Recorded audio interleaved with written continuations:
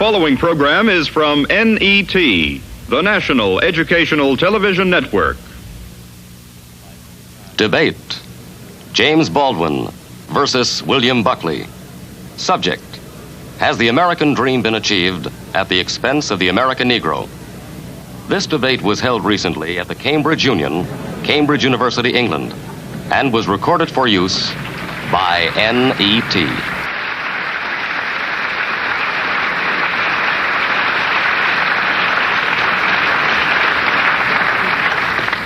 Mr. President, sir, it is the custom of the House for the first speaker in any debate to extend a formal welcome to any visitors to the House. I can honestly say, however, that it is a very great honor to be able to welcome to the House this evening Mr. William Buckley and Mr. James Baldwin.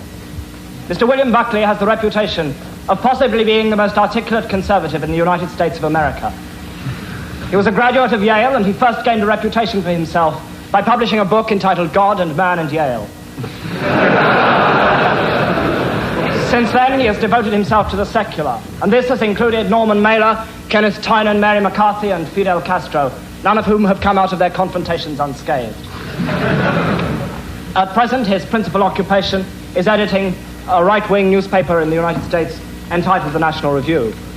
Mr. James Baldwin is hardly in need of introduction. His reputation, both as a novelist and as an advocate of civil rights, is international. His third novel, Another Country, has been published as a paperback in England today.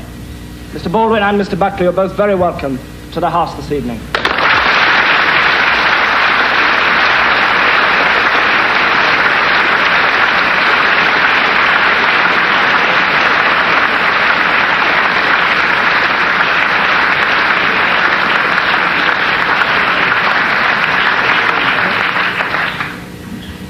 Imagine, Mr. President, a society which above all values freedom and equality.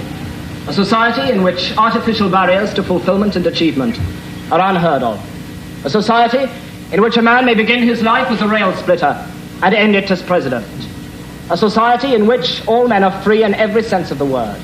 Free to live where they choose, free to work where they choose. Equal in the eyes of the law and every public authority, and equal in the eyes of their fellows. A society, in fact, in which intolerance and prejudice are meaningless terms. Imagine, however, Mr. President, that a condition of this utopia has been the persistent and quite deliberate exploitation of 1/9 of its inhabitants. That 1 man in 9 has been denied those rights which the rest of that society takes for granted. That 1 man in 9 does not have the chance for fulfillment or realization of his innate potentialities. That 1 man in 9 cannot promise his children a secure future and unlimited opportunities. Imagine this, Mr. President, and you have what is, in my opinion, the bitter reality of the American dream. A few weeks ago, Martin Luther King had to hold a nonviolent demonstration in Selma, Alabama, in his drive to register Negro voters. By the end of the week of his demonstrations, he was able to write quite accurately, in a national fundraising letter from Selma, Alabama jail, "There are more Negroes in prison with me than there are on the voting rolls."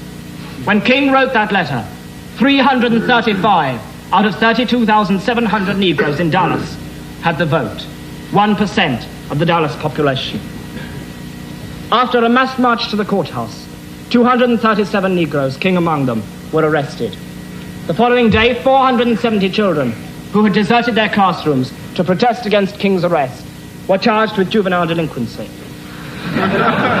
36 adults on the same day were charged with contempt of court for picketing the courthouse while State Circuit Court was in session. On the following day, 111 people were arrested on the same charge, despite their claim that they merely wanted to see the voting registrar. 400 students were arrested and taken to the armory, where many of them spent the night on a cold cement floor. The following day, the demonstration spread to Marion, Alabama. In Marion, Negroes outnumber whites by 11,500 to 6,000 people, and yet only 300 are registered to vote. Negroes in Marion were anxious to test the public accommodation section of the civil rights law. They entered a drugstore, and there they were served with Coca-Cola laced with salt, and were told that hamburgers had risen to $5 each. After the arrest of 15 Negroes for protesting against this treatment, 700 Negroes boycotted their classes next day and marched in orderly fashion to the jail. There they sang civil rights songs until they were warned by a state trooper that they would be arrested if they sung one more song. Of course, they sang another song, and of course, all 700 were arrested. American society has felt fit to use Negro labor. It has felt fit to use the blood of the Negro in 2 world wars. It has felt fit to listen to his music. It has felt fit to laugh at his jokes. And yet, as far as I am concerned, it has never felt fit to give the American Negro a fair deal. And for this reason, Mr. President, I would beg leave to propose the motion that the American dream is at the expense of the American Negro.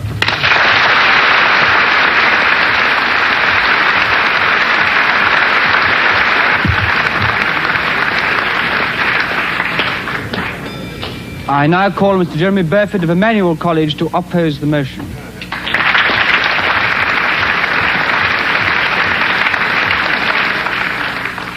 Now have Mr. Jeremy Burford of Emmanuel College, who is the first undergraduate opposing the motion. Welcome to such distinguished visiting speakers. James Baldwin is well known as one of the most vivid and articulate writers about the Negro problem in America.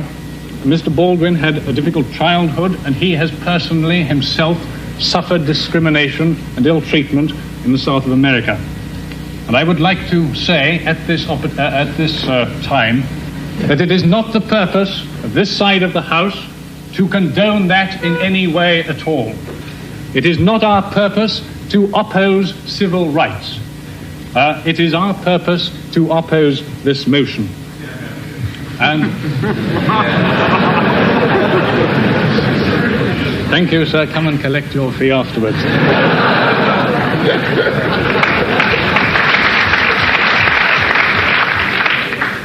This side of the House denies that the American dream has in any way been helped by this undoubted inequality and suffering of the Negro. We maintain that, in fact, it has hindered the American dream. And if there had been equality, if there had been true freedom of opportunity, the American dream would be very much more advanced than it is now. If the American dream has made any progress, and I think it has been made in spite of the suffering and inequality of the American Negro, and not because of it. Now, it is also implied from this motion that the American dream is encouraging and worsening the suffering of the American Negro. This is emphatically not the case. The American dream, the American economic prosperity and respect for civil liberties, has been the main factor in bringing about the undoubted improvement in race relations in America in the last 20 years. And Professor Arnold Rose, who is the author of The Negro in America, which is perhaps the definitive work on the subject, who is also a contributor to what was called a freedom pamphlet, so I should imagine that if he has any bias at all, it is in favor of the Negro. He said that this improvement in race relations will be seen in years to come as remarkably quick. And he has put it down to 3 main causes: increased industrialization and technical advance, the increased social mobility of the American people, and the economic prosperity. And I would put it to this House that industrialization and economic prosperity are 2 of the main ingredients of the American dream. And at the same time, again, I do not want to say that the Negro in America is treated fairly, but at the same time, the average per capita income of Negroes in America is exactly the same as the average per capita income of people in Great Britain. Now, I found that absolutely amazing, and I understand that some of you do as well. So I have got the reference here from the United States News and World Report of July the 22nd, 1963, in which it points out, this will have to be the last interruption I take, as time is running short. Mr. President, on a point of information, is the Speaker talking of real income or money income? I'm talking of money. I'm talking of money income, and I would not wish to disguise that. I would also say that in terms of this, there are only 5 countries in the world where the income is higher than that of the American Negro, and they do not include countries like West Germany and France and Japan. Now, there are in America 35 Negro millionaires. There are Negro 6,000 doctors and so on. Now, I do not, by saying this, wish to emphasize that the Negro is fairly treated. I merely wish to try and convey a more realistic and objective account of the situation of the Negro. I agree that there are Negroes who are very poor indeed, such as the old gentleman in the South who was talking about some of his wealthier brethren, and he was saying, yes, some of these rich Negroes, they put on airs, they're like the bottom figure of a fraction. The bigger they try to be, the smaller they really are. I would repeat, Mr. President, sir, in the last minute I have, that this debate is not whether civil rights should be extended to American Negroes or not. If it were, it would be a very easy motion to argue for and a very easy motion to vote for. The debate tonight concerns whether the American dream is at the expense of the American Negro. That is, whether the American Negro has paid for the American dream with his suffering, or whether the American dream has furthered Negro inequality. And I would deny both those two precepts. I would say that Negro inequality has hindered the American dream, and I would say that the American dream has been very important indeed in furthering civil rights and in furthering freedom for the American Negro. Mr. President, sir, I beg to oppose the motion.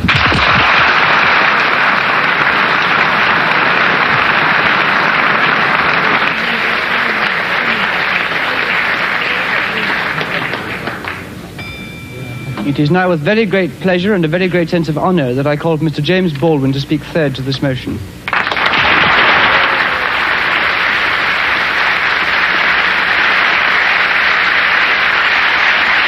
Now we have Mr. James Baldwin, the star of the evening, who has been sitting, listening attentively, getting a wonderful reception here in the Cambridge Union.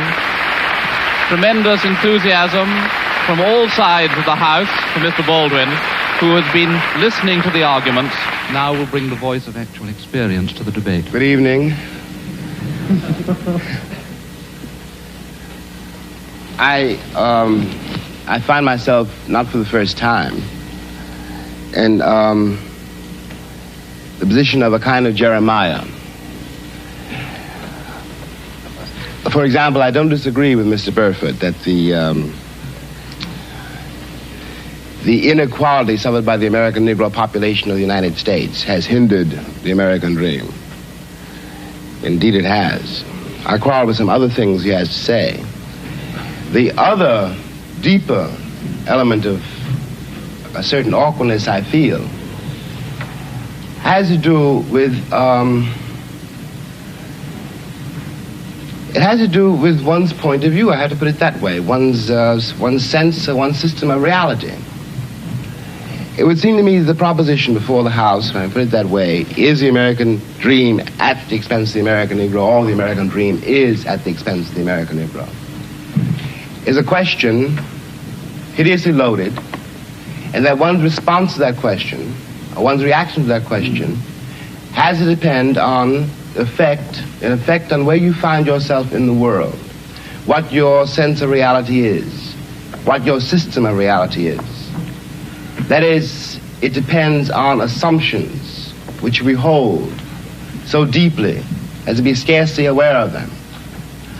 A white South African, or a Mississippi sharecropper, or a Mississippi sheriff, or a Frenchman driven out of Algeria, all have, at bottom, a system of reality which compels them to, for example, in the case of the French exile from Algeria, to defend French reasons for having ruled Algeria. The Mississippi or the Alabama sheriff, who really does believe when he's facing a Negro boy or girl that this woman, this man, this child must be insane to attack the system to which he owes his entire identity. Of course, for such a person, the proposition of which we're trying to discuss here tonight does not exist. And on the other hand, I have to speak as one of the people who've been most attacked by what we must now here call the Western or the European system of reality. What white people in the world, because the doctrine of white supremacy, I hate to say it here, comes from Europe. That's how it got to America. Beneath then, whatever one's reaction to this proposition is, has to be the question of whether or not civilizations can be considered as such equal, or whether one civilization has the right to overtake and subjugate and in fact to destroy another.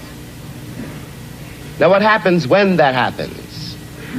Leaving aside all the physical facts which one can quote, leaving aside rape or murder, leaving aside the bloody catalog of oppression, which we are in one way too familiar with already, what this does to the subjugated, the most private, the most serious thing this does to the subjugated, is to destroy his sense of reality.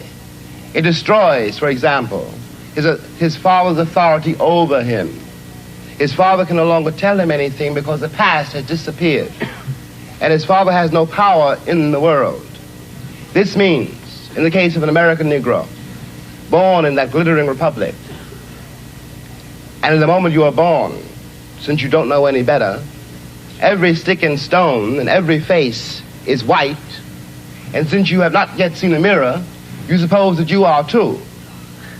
It comes as a great shock around the age of 5 or 6 or 7 to discover that the flag to which you have pledged allegiance, along with everybody else, has not pledged allegiance to you.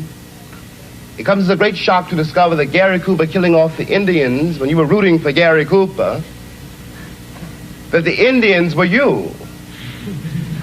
It comes as a great shock to discover that the country, which is your birthplace and to which you owe your life and your identity, has not in its whole system of reality evolved any place for you. The disaffection, the demoralization, and the gap between one person and another, only on the basis of the color of their skins, begins there and accelerates throughout a whole lifetime, so that presently you realize you're 30 and are having a terrible time managing to trust your countrymen. By the time you are 30, you have been through a certain kind of mill. And the most serious effect of the mill you've been through is again not the catalog of disaster. The policemen, the taxi drivers, the waiters, the landlady, the landlord, the banks, the insurance companies, the millions of details, 24 hours of every day, which spell out to you that you are a worthless human being. It is not that. It is by that time you've begun to see it happening in your daughter or your son or your niece or your nephew. You are 30 by now, and nothing you have done has helped you to escape the trap. But what is worse than that is that nothing you have done, and as far as you can tell, nothing you can do, will save your son or your daughter from meeting the same disaster and not impossibly coming to the same end. Now, we're speaking about expense. I suppose there are several ways to address oneself to some attempt to define what that word means here. Let me put it this way, that from a very literal point of view, the harbors and the ports and the railroads of the country, the economy, especially of the southern states, could not conceivably be what it has become if they had not had, and do not still have indeed, and for so long, so many generations, cheap labor. I am stating very seriously, and this is not an overstatement, that I picked the cotton and I carried it to market and I built the railroads under someone else's whip for nothing. For nothing. The Southern oligarchy, which has until today so much power in Washington and therefore some power in the world, was created by my labor and my sweat. and the violation of my women and the murder of my children. This, in the land of the free and the home of the brave. And no one can challenge that statement. It is a matter of historical record. In another way, this dream, and we'll get to the dream in a moment, is at the expense of the American Negro. You watch this in the Deep South in great relief, but not only in the Deep South. In the Deep South, you are dealing with a sheriff or a landlord or a landlady or the girl at the Western Union desk. And she doesn't know quite who she's dealing with, by which I mean that if you're not part of the town, and if you are a northern nigger, it shows in millions of ways. So she simply knows that it's an unknown quantity, and she wants to have nothing to do with it. So she won't talk to you. You have to wait for a while to get your telegram. Okay, we all know this. We've been through it. And by the time you get to be a man, it's very easy to deal with. But what is happening in the poor woman, the poor man's mind, is this. They've been raised to believe, and by now they helplessly believe, that no matter how terrible their lives may be, and their lives have been quite terrible, and no matter how far they fall, no matter what disaster overtakes them, they have one enormous knowledge and consolation, which is like a heavenly revelation. At least they are not black. Now I suggest that of all the terrible things that can happen to a human being, that is one of the worst. I suggest that what has happened to white Southerners is in some ways, after all, much worse than what has happened to Negroes there. Because Sheriff Clark in Selma, Alabama, cannot be considered, no one can be dismissed as a total monster. I'm sure he loves his wife, his children. I'm sure that, he likes to get drunk. He's, after all, one's got to assume, and he is visibly a man like me. But he doesn't know what drives him to use the club, to menace with the gun, and to use the cattle prod. Something awful must have happened to a human being to be able to put a cattle prod against a woman's breast, for example. What happens to the woman is ghastly. What happens to the man who does it is in some ways much, much worse. This is being done, after all, not 100 years ago, but in 1965, in a country which is blessed with what we call prosperity, a word we won't examine too closely, with a certain kind of social coherence, which calls itself a civilized nation and which espouses the notion of the freedom of the world. And it is perfectly true from the point of view now simply of an American Negro. Any American Negro watching this, no matter where he is, from the vantage point of Harlem, which is another terrible place, has to say to himself, in spite of what the government says we can't do anything about it. But those are white people being murdered in Mississippi work farms, being carried off to jail. Those are white children running up and down the streets.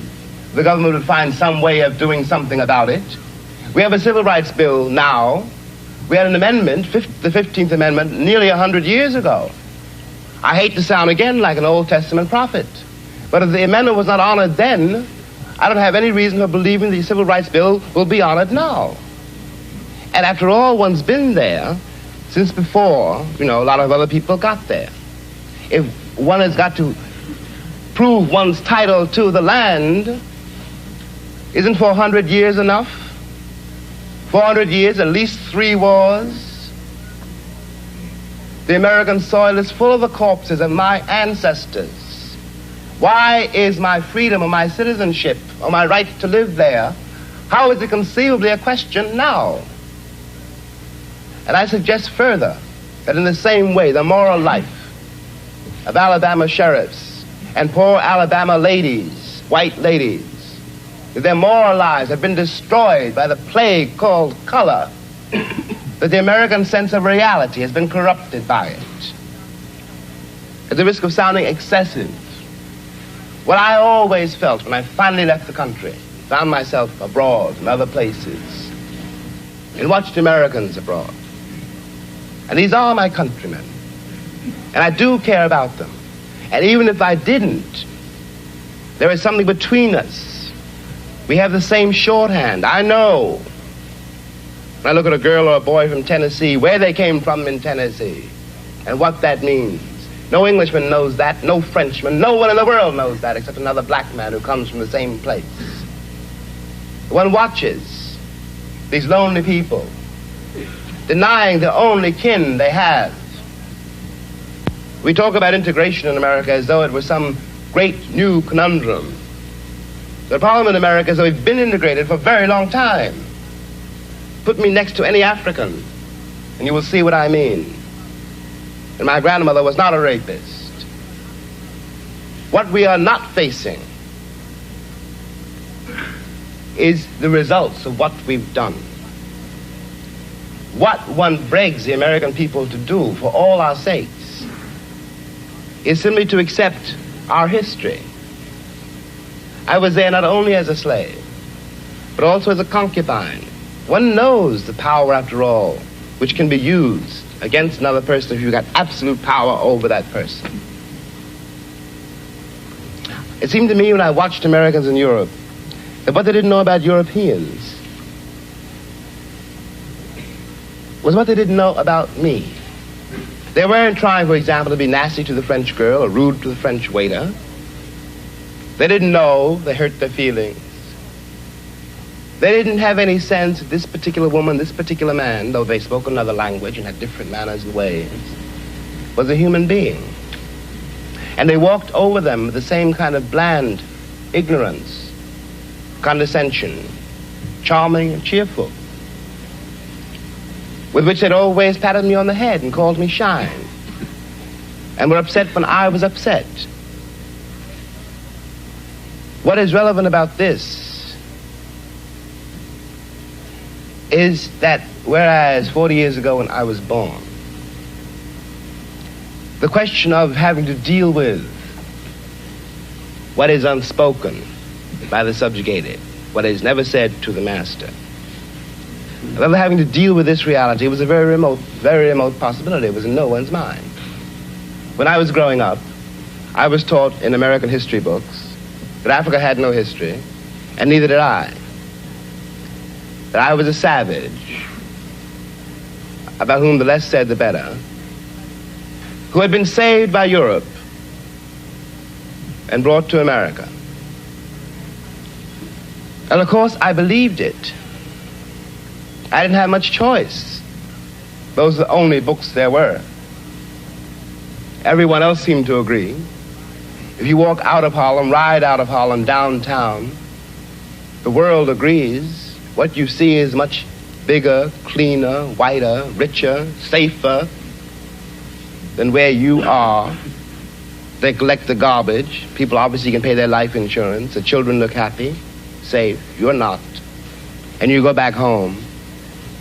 And it would seem then, of course, that it's an act of God, that this is true, that you belong where white people have put you. It is only since the Second World War that there's been a counter-image in the world. And that image not come about through any legislation on the part of any American government, but through the fact that Africa was suddenly on the stage of the world, and Africans had to be dealt with in a way they'd never been dealt with before. This gave an American Negro for the first time a sense of himself beyond a savage or a clown. It has created, and will create, a great many conundrums. One of the great things that the white world does not know, but I think I do know, is that black people are just like everybody else. one has used the myth of Negro and the myth of color to pretend and to assume that you are dealing essentially with something exotic, bizarre, and practically, according to human laws, unknown. Alas, that is not true. We are also mercenaries, dictators, murderers, liars. We are human too. What is crucial here is that unless we can manage to establish some kind of dialogue between those people whom I pretend have paid for the American dream and those other people who have not achieved it, we will be in terrible trouble. I want to say at the end, at the last, is that is what concerns me most. We are sitting in this room and we are all, at least we like to think we are, relatively civilized, and we can talk to each other at least on certain levels, so that we could walk out of here assuming that the measure of our enlightenment, or at least our politeness, has some effect on the world. It may not. I remember, for example, when the ex-Attorney General, Mr. Robert Kennedy, said that it was conceivable that in 40 years in America we might have a Negro president. And that sounded like a very emancipated statement, I suppose, to white people. They were not in Harlem when this statement was first heard, and did not hear, and possibly will never hear, the laughter and the bitterness and the scorn with which the statement was greeted. From the point of view of the man in the Harlem barbershop, Bobby Kennedy only got here yesterday. And now he's already on his way to the presidency. We've been here for 400 years, and now he tells us that maybe in 40 years, if you're good, we may let you become president. What is dangerous here is the turning away from anything any white American says. The reason for the political hesitation, and in spite of the Johnson landslide, is the one that's been betrayed by American politicians for so long. And I'm a grown man, and perhaps I can be reasoned with. I certainly hope I can be. But I don't know, and neither does Martin Luther King, none of us know how to deal with those other people whom the white world has so long ignored, who don't believe anything the white world says and don't entirely believe anything I or Martin say. And one can't blame them. You watch what has happened to them in less than 20 years. It seems to me that the city of New York, for example, this is my last point, which has had Negroes in it for a very long time. If the city of New York were able, as it has indeed been able, in the last 15 years to reconstruct itself, tear down buildings and raise great new ones, downtown and for money, and has done nothing whatever except build housing projects in the ghetto for the Negroes. And of course the Negroes hate it. Presently the property does indeed deteriorate because the children cannot bear it. They want to get out of the ghetto. If the American pretensions were based on more solid, a more honest assessment of life and of themselves, it would not mean for Negroes, when someone says urban renewal, that Negroes simply are going to be thrown out into the streets, which is what it does mean now. This is not an act of God. We're dealing with a society made and ruled by men. If the American Negro had not been present in America, I am convinced that the history of the American labor movement would be much more edifying than it is. It is a terrible thing for an entire people to surrender to the notion that 1/9 of its population is beneath them. And until that moment, until the moment comes when we, the Americans, we, the American people, are able to accept the fact that I have to accept, for example, that my ancestors are both white and black, that on that continent we are trying to forge a new identity for which we need each other. and that I am not a ward of America. I am not an object of missionary charity. I am one of the people who built the country.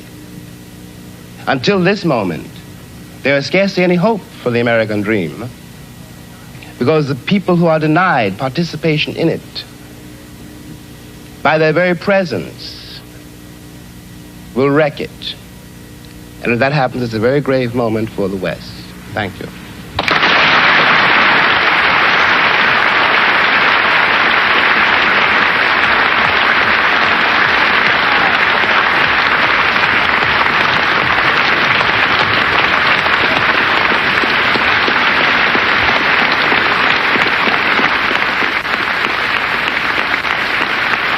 Tremendously moving moment now.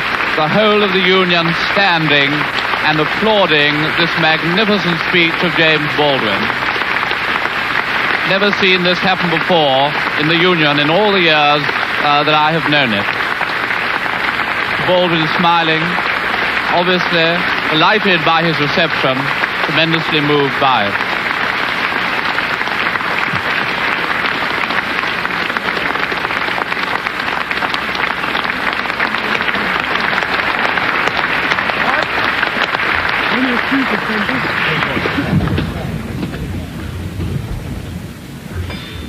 I am now very grateful and very pleased to be able to call on Mr. William F. Buckley Jr. to speak forth to this motion.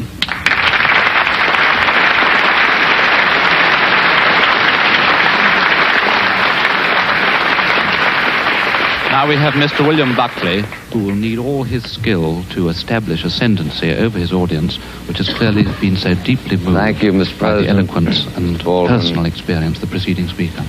Take our Mr. Griffith, gentlemen.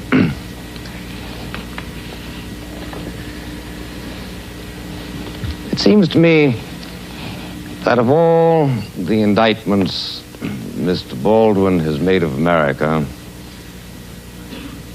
here tonight and in his copious literature of protest, the one that is most striking involves, in effect, the refusal of the American community to treat him other than as a Negro. The American community has refused to do this. The American community, almost everywhere he goes, treats him with the kind of unction, the kind of satisfaction at posturing carefully for his flagellations of our civilization, that indeed, quite properly, commands the contempt which he so eloquently showers upon us. It is impossible, in my judgment, to deal with the indictment of Mr. Baldwin unless one is prepared to deal with him as a white man.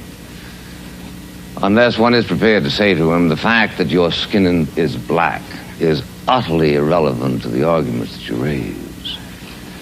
The fact that you sit here, as is your rhetorical device, and lay the entire weight of the Negro ordeal on your own shoulders is irrelevant to the argument that we are here to discuss. The gravamen of Mr. Baldwin's charges against America are not so much that our civilization has failed him and his people, that our ideals are insufficient, but that we have no ideals. That our ideals rather are some sort of a superficial coating which we come up with at any given moment in order to justify whatever commercial and noxious experiment we are engaged in. Thus, Mr. Baldwin can write his book, The Fire Next Time, in which he threatens America. He didn't, in writing that book, speak with the British accents that he used exclusively tonight, in which he threatened America with the necessity for us to jettison our entire civilization The only thing that the white man has that the Negro should want, he said, is power. And he is treated from coast to coast in the United States with a kind of Buckley doesn't choose to give way the interrupter, Master, and he has done. The interrupter is now set down. Goes beyond anything that was ever expected from the most servile Negro creature by a Southern family.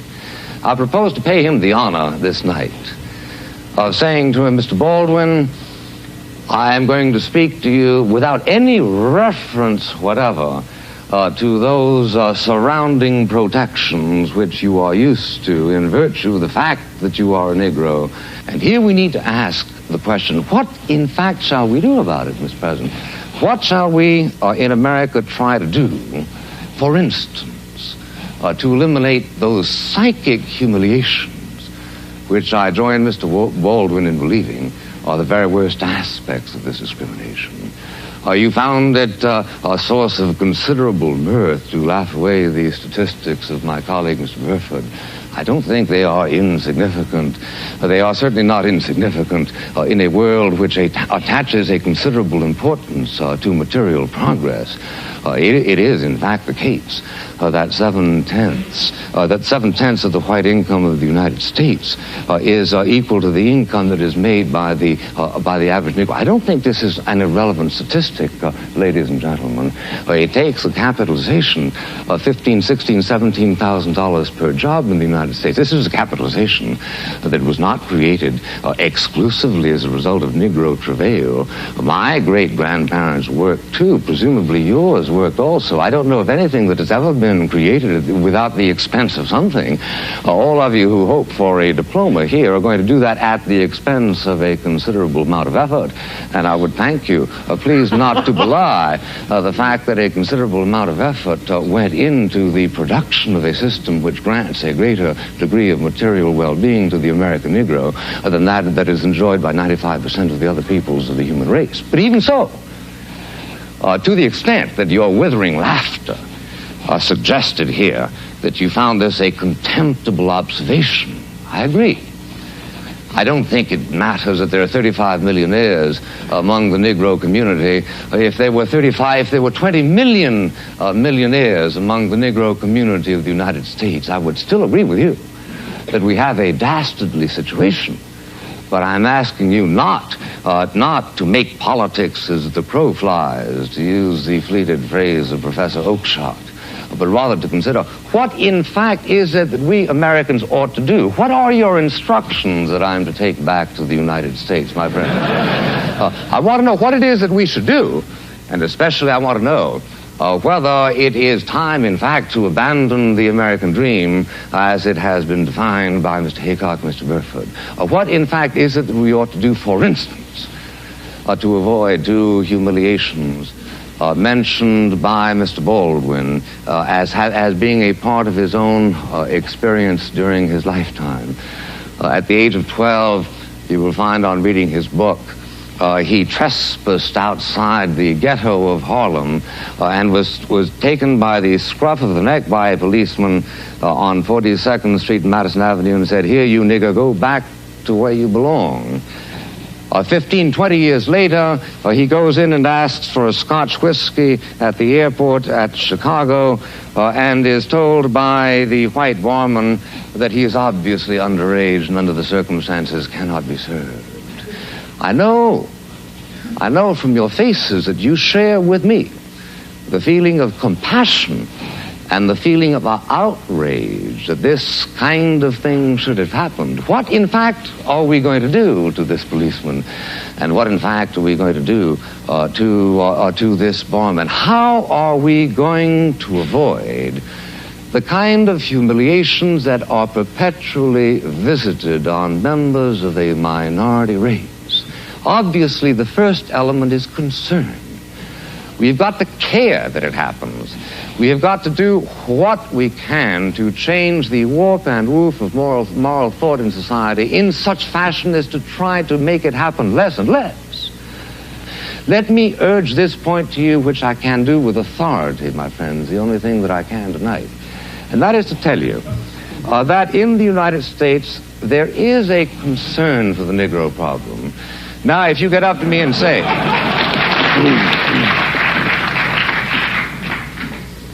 if you get up to me and say, well, now, is there the kind of concern that we, students of Cambridge, would show if the problem were our own, all I can say is I don't know.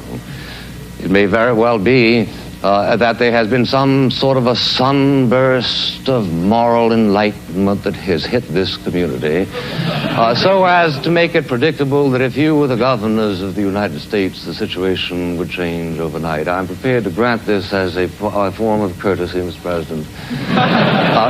But meanwhile, I am saying to you that the engines of concern in the United States are working. The presence of Mr. Baldwin here tonight is in part a reflection of that concern. You cannot go to a university in the United States, a university in the United States presumably also governed by the Lord Spiritual, as you are, in which Mr. Baldwin is not the toast of the town. You cannot go to a university of the United States in which practically all other problems of public policy are preempted by the primary policy of concern for the Negro. I challenge you to name me another civilization, anytime, anywhere in the history of the world, in which the problems of a minority, which have been showing considerable material and political advancement, is as much a subject of dramatic concern as it is in the United States. Let me just say finally, ladies and gentlemen, this. There is no instant cure for the race problem in America. And anybody who tells you that there is a charlatan and ultimately a boring man. Boring precisely because he is then speaking in the kind of abstractions that do not relate to the human experience. The trouble in America where the Negro community is concerned is a very complicated one. I urge those of you who have an actual rather than a purely ideologized interest in the problem to read the book Beyond the Melting Pot by Professor Glaser, also co-author of The Lonely Crowd, a prominent Jewish intellectual, who points to the fact that the situation in America where the Negroes are concerned is extremely complex as a result of an unfortunate conjunction of two factors. One is the dreadful efforts to perpetuate discrimination by many individual American citizens as a result of their lack of that final and ultimate concern which some people are truly trying to agitate. The other is as a result of the failure of the Negro community itself to make certain exertions which were made by other minority groups during the American experience. If you can stand a statistic not of my own making, let me give you one which Professor Glaser considers as relevant. He says, for instance, in 1900, there were 3,500 Negro doctors in America. In 1960, there were 3,900, an increase in 400. Is this because there were no opportunities, as has been suggested by Mr. Haycock and also by Mr. Baldwin implicitly? No, says Professor Glaser. There are a great many medical schools who are by no means practice discrimination, who are anxious to receive and to train Negro doctors. There are scholarships available to put them through, but in fact that particular energy, which he remarks was so noticeable in the Jewish community and to a certain and lesser extent in the Italian-Irish community, for some reason is not there. We should focus on the necessity to animate this particular energy, but he comes to the conclusion, which strikes me as plausible, that the people who can best do it, who can do it most effectively, are Negroes themselves. Let me conclude by reminding you, ladies and gentlemen, that where the Negro is concerned, the danger, as far as I can see at this moment, is that they will seek to reach out for some sort of radical solutions on the basis of which the true problem is obscured. They have done a great deal to focus on the fact of white discrimination against the Negroes. They have done a great deal to agitate a moral concern, but where, in fact, do they go now? They seem to be slipping. If you will read carefully, for instance, the words of Mr. Bayard Rustin, towards some sort of a Procrustean formulation which ends up less urging the advancement of the Negro than the regression of the white people. 14 times as many people in New York City born of Negroes are illegitimate as of whites. This is a problem. How shall we address it? By seeking out laws that encourage illegitimacy in white people? This, unfortunately, tends to be the rhetorical momentum that some of their arguments are taking. One thing you might do, Mr. Buckley, is let them vote in Mississippi.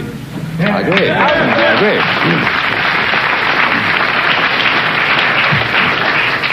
I couldn't agree with you more, and for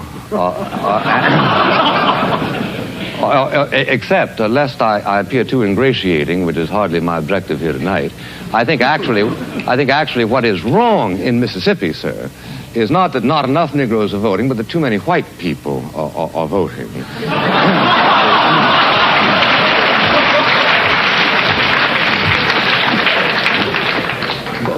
Booker T. Washington said that the important thing where Negroes are concerned is not that they hold public office, but that they be prepared to hold public office.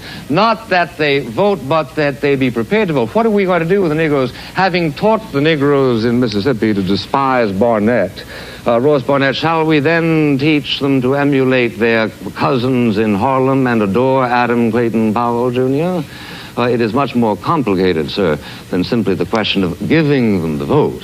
If I were myself a constituent of the community of Mississippi at this moment, what I would do is vote to lift the standards of the vote so as to disqualify 65% of the white people who are presently voting. Not simply to give the... I say then that what we need is a considerable amount of frankness that acknowledges that there are two sets of difficulties. The difficulties of the white person who acts as white people and brown people and black people do all over the world to protect their own vested interests, who have, as all of the races in the entire world have, and suffer from a kind of a racial narcissism which tends always to convert every contingency into such a way as to maximize their own power. That, yes, we must do. But we must also reach through to the Negro people and tell them that their best chances are in a mobile society. And the most mobile society in the world today, my friends, is the United States of America. The most mobile society of the United States in the world is the United States of America, and it is precisely that mobility which will give opportunities to the Negroes which they must be encouraged to take. But they must not, in the course of their ordeal, be encouraged to adopt the kind of cynicism, the kind of despair, the kind of iconoclasm that is urged upon them by Mr. Baldwin in his recent works. Because of one thing, I can tell you, I believe with absolute authority, that where the United States is concerned, if it ever becomes a confrontation between a continuation of our own sort of idealism, the private stock of which, granted, like most people in the world, we tend to lavish only every now and then on public enterprises, reserving it so often for our own irritations and pleasures. But the fundamental friend of the Negro people in the United States is the good nature, and is the generosity, and is the good wishes, is the decency, the fundamental decency that do lie at the reserves of the spirit of the American people. These must not be laughed at.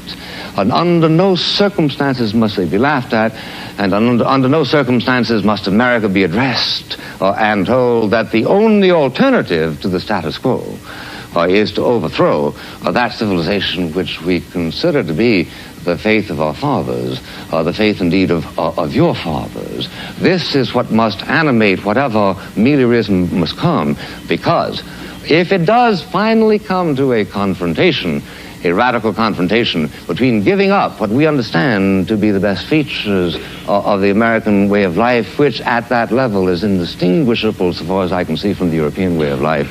Then we will fight the issue, and we will fight the issue not only in the Cambridge Union, but we will fight it as you were once recently called to do, on beaches and on hills and on mountains and on landing grounds, and we will be convinced that just as you won the war against a particular threat to civilization, you were nevertheless waging a war in favor of and for the benefit of Germans, your own enemies, just as we are convinced that if it should ever come to that kind of a confrontation, our own determination to win the struggle will be a determination to wage a war not only for whites, but also for Negroes.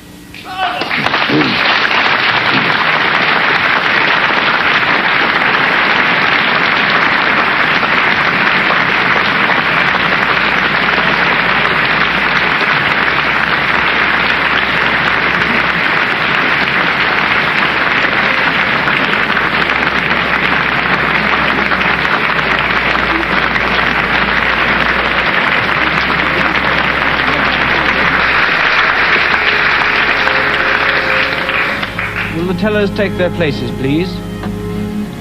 They voted in favor of the motion being that the American dream is at the expense of the Negro. They voted in favor of that motion 544 persons and against 164 persons. The motion is therefore carried by 380 votes. I declare the House to stand adjourned.